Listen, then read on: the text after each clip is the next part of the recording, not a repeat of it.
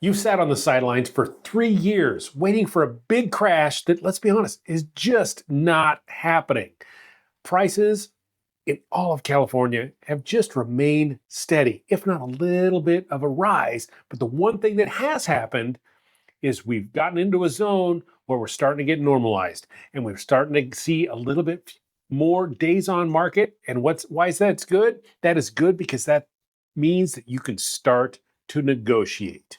So I'm Saul Carter. I'm a realtor in Ventura County in California, and I would invite you to watch my channel if you want some tips and tricks. And let's get into my blueprint of buying a house in California in 2026 and why now is the best time it has been in a long time. And the biggest reason is homes are sitting in the market. Now, so if you're prepared to buy, you're going to be able to negotiate. And that has not been the same thing in the past 5 years since before the pandemic. So let's talk about that. Number one is stop waiting for that crash to happen.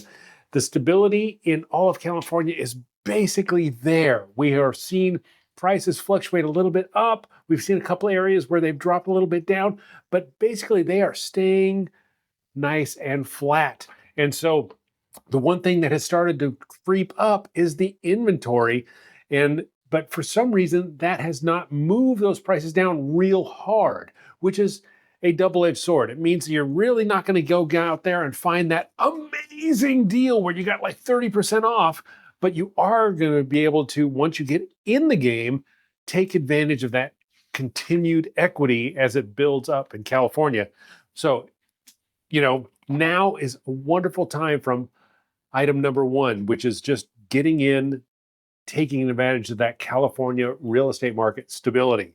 Number two is, like I mentioned, inventory is on the rise. So in those higher places, like higher end places, you will see properties that have actually sat on the market a lot longer.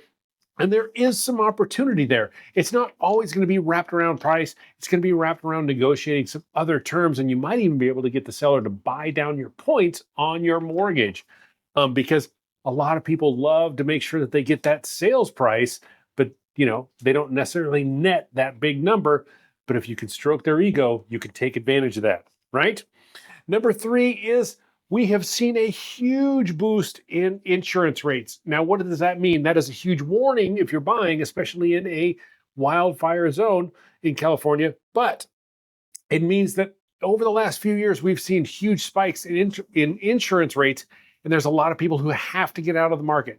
Now, it means it's going to be a little bit more expensive for you to get in, but those people might be getting out because they just can't afford or don't want to afford the insurance rates anymore. So there's an opportunity for you there if you do your research and protect yourself. Make sure when you're buying a property that you attack that insurance risk and cost and everything right up front. So get yourself an insurance agent now who can insure you, and get a good relationship, get those quotes, all that stuff in line as you get into escrow. Don't wait till the last minute. A lot of people wait till the last minute, and there's about 10% of the deals out there that fall out just because they didn't address the insurance. And what that affects is your loan to value or your loan to debt ratio. And if you have too much debt, and it might push you over the edge that little bit, and it means you can't buy the house. So take care of that right up front. The one upside, or not one upside, but one of the upsides that we see right now because of the inventory spike is we're starting to see seasonality again in the market, which means that you're going to see that uprise in the summer. It'll come down a little bit and a little bit slower in the winter, but that affects the prices and the flow and everything. And that is a normal market. It's a wonderful thing if you're a buyer, because in the past, that just didn't exist. If you're selling a property, you got to do and dictate whatever you wanted. That's not the case anymore. So buyers need to take advantage of that if they are in the market right now. All right. Number four is shop your payment, not your price tag. What does that mean? That means that you make a specific amount of money every month on average. Can you hear my cat running? It's not the exact same cat, but I love this shirt, and it makes it look like the cat is actually uh, screaming into the microphone, but she's not.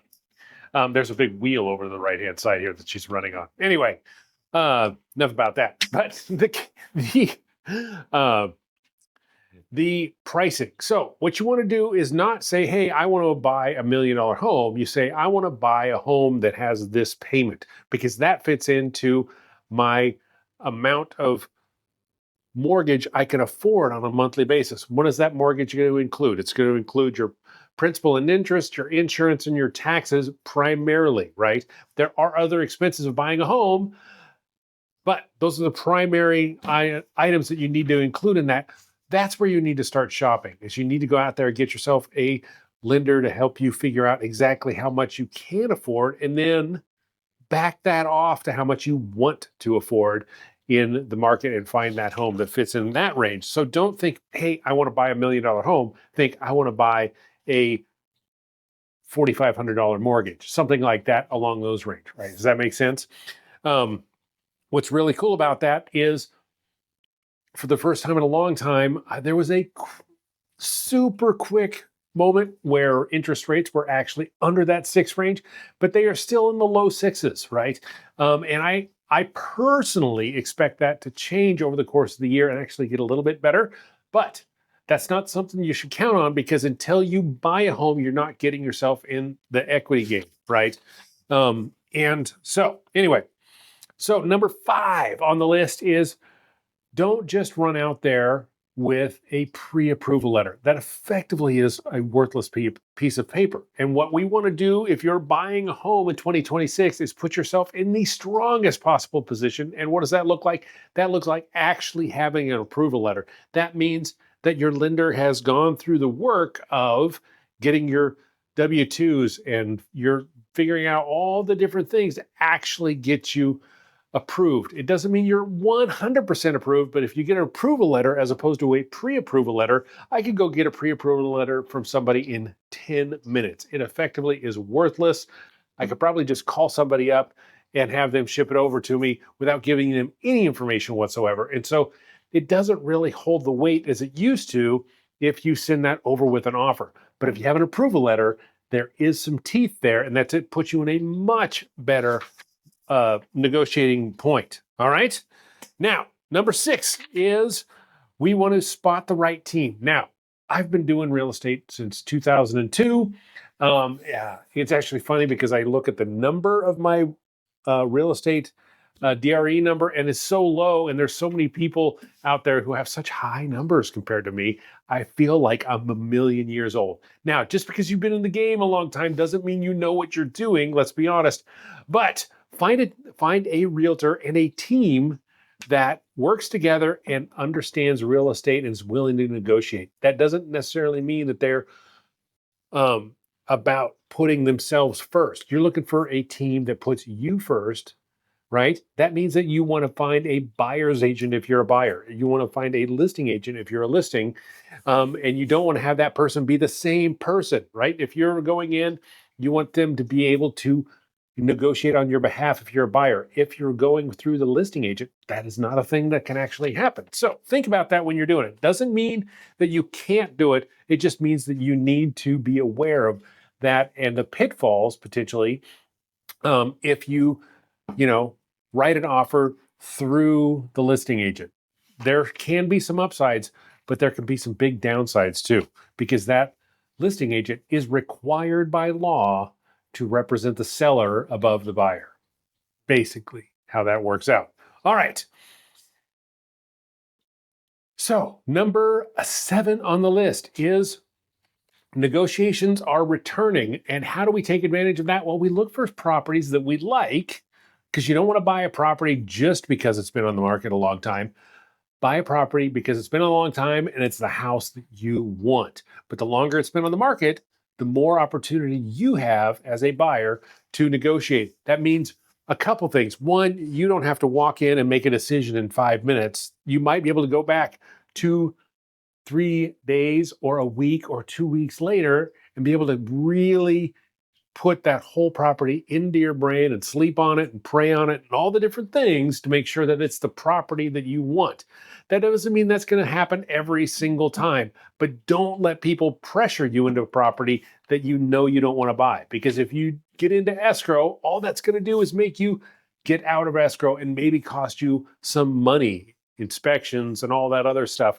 So don't move too fast. And what's really nice in California right now is you're not having to move as fast as you did in the past. So take advantage of that. Find those properties that you like that have been on the market. The sellers are going to start to be a little bit better about negotiating. They're going to accept some more interesting terms, even if it's just getting kickbacks on some of the inspections, right? Which leads me right into number 8 on my list is we're in a place where the sellers are going to start to have to really take care of all the different things that come up on your property inspection. So you're going to want to do a property inspection. And if there's hiccups in there, meaning there's things that are beyond just safety concerns, you might be able to get the seller to take care of them. Whereas maybe 2 or 3 years ago, that's not going to be a thing. They're going to be basically know that you're going to be happy just to get the house. So that is where we're at on that. So take advantage of those inspections, and you can do that a little bit better with properties that have been on the market for a little bit longer. Now, number 9 on my list is weigh schools over equity plays. And what do I mean by that? I mean that there are things that make properties more appealing that we are not necessarily in control of. So school districts are one, crime statistics are another. There's several different items. Take those into account when you're buying, because you can't physically move your location when you're buying your house. Can you do a remodel on a bathroom and a kitchen? You can, right? And those can up the value for yourself, but you can't go be in charge of the school district on the level that you can be on the house. So take advantage of that, meaning that you want to take into account all the different things, all the different things that have to do with that you cannot control yourself. So schools, crime statistics, whether it has an HOA, all these other things are things you need to account for, because those are things that are going to slow down your equity in the long run. All right. And number 10, grab those local edges. And what does that mean? That means you have deals that are in those little markets. There's those sub-markets that maybe there's a place that's a great location, but it's right next to a house that you really don't like that much. But you talk to those people, you talk to the neighbors and see what's going on with that house. You might be able to get yourself into a situation where that neighborhood is on the uprise. And additionally, there is also, let's say you have your property here, they're doing a whole bunch of new construction relatively close to it. What does that mean? That means that your community is on the upswing. So in general, over time, that is going to upswing the entire market, because let's say they're building a new college or they're building a new school. Well, that means that they know that there's capacity that they need to account for that's coming into your neighborhood, and that's going to eventually bring the entire neighborhood up. And so you're going to be able to take advantage of a little bit of extra equity on your own property because of that. So that is my 2026 how to buy and what to look for when you're buying, and why now is the best time in the last 5 years to buy a property. So if you're ready to do that, you need to jump out there and take advantage of that and make sure it happens. So if you're looking for any more tips and tricks, please subscribe, and I will talk to you soon.